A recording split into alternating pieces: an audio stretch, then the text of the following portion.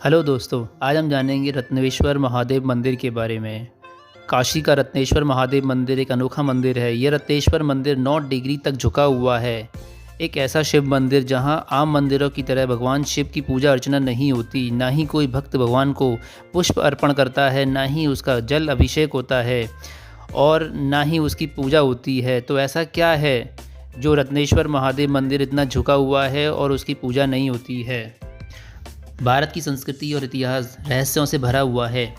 भारत के हर कोनों में कोई ना कोई रहस्य मिल ही जाएगा। ऐसा ही रहस्य भारत के पवित्र शहर काशी में भी है। भगवान शिव और उनकी प्रिय काशी नगरी दोनों ही निराली है। जो कहीं नहीं होती वह काशी में होता है। उत्तर प्रदेश के शहर काशी यानी वाराणसी में गंगा नदी के बेहद करीब बना हुआ है रत्नेश्वर महादेव मंदिर।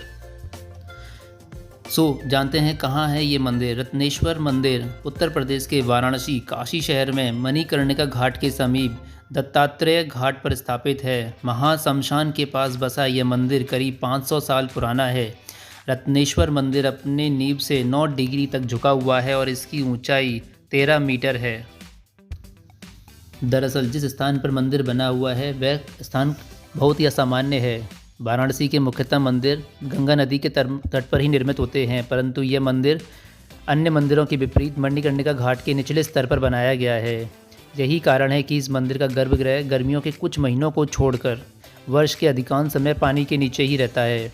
मानसून के समय में जब जल स्तर इतना बढ़ जाता है कि गंगा नदी का जल 40 फीट से ऊंचे इस मंदिर के शिखर तक पहुंच जाता है। मानसून के दौरान इस मंदिर में कोई पूजा अर्चना नहीं की जाती। बाढ़ के बाद मंदिर के अंदर कीचड़ तक जमा हो जाता है। इसके अलावा मंदिर की और भी कई खासियतें हैं। यह रत्नेश्वर मंदिर अपने नींव से 9 डिग्री झुका हुआ है और यह कैसे हुआ और इसका कोई जवाब नहीं है, परंतु इतने वर्षों के दौरान भी मंदिर के अधिक समय में जलमग्न होने के बावजूद भी, मंदिर टेढ़ा होने के बावजूद भी ये कैसे खड़ा हुआ है, इसका रहस्य कोई नहीं जानता। चलिए तो अब जानते हैं कि रत्नेश्वर महादेव का मंदिर इतना झुका हुआ है, उसके पीछे की एक पौराणिक कथा क्या है। रत्नेश्वर मंदिर से जुड़ी एक कहानी यह है कि 16वीं शताब्दी के आसपास कई शासक राजा रानियां काशी रहने आते थे। अपनी काशी यात्रा के दौरान उन अनेकों मंदिरों और हवेलियों का निर्माण करवाया करते थे। उस समय राजा का एक सेवक अपने साथ अपनी माँ को भी काशी लेकर आया था।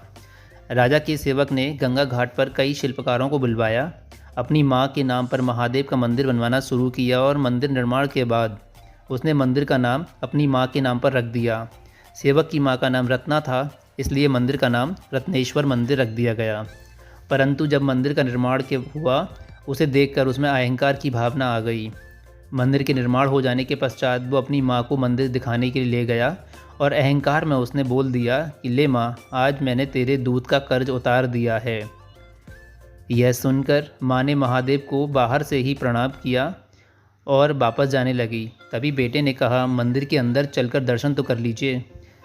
तब माँ ने जवाब दिया, बेटा पीछे मुड़कर देख, तेरा मंदिर तो खंडित हो चुका है।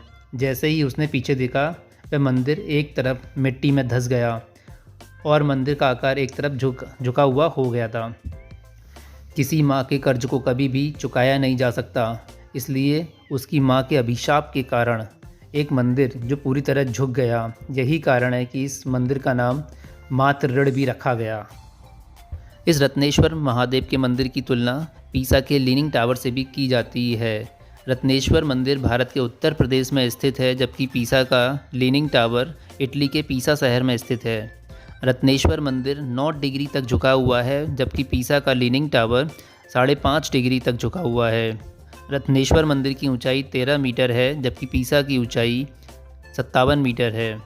काशी के अन्य मंदिरों की तरह यह शानदार मंदिर अधिक लोकप्रिय स्थान पर नहीं है, जबकि पीसा का लीनिंग टावर विश्व भर में प्रसिद्ध है। वास्तुकला के अनुसार लीनिंग टावर ऑफ पीसा तथा रत्नेश्वर मंदिर दोनों ही अद्भुत माना जाता है, जो तीर्थयात्रियों और पर्यटकों के लिए बहुत ध्यान आकर्षित करता है। यह दुर्लभ मंदिर आज भी लोगों के लिए आश्चर्य बना हुआ है। मंदिर टेढ़ा होने के बावजूद भी ये कैसे खड़ा है, इसका कोई रहस्य नहीं जानता है। यह अपने आप में एक अजूबा है, परंतु इस अनोखे और अद्भुत मंदिर की उसकी मौलिकता को नष्ट किए बिना अच्छी तरह से संरक्षित किया जाए और इसका विकास किया जाए तो हम जानते हैं कि इसमें और भी टूरिस्ट अधिक आकर्षित होंगे।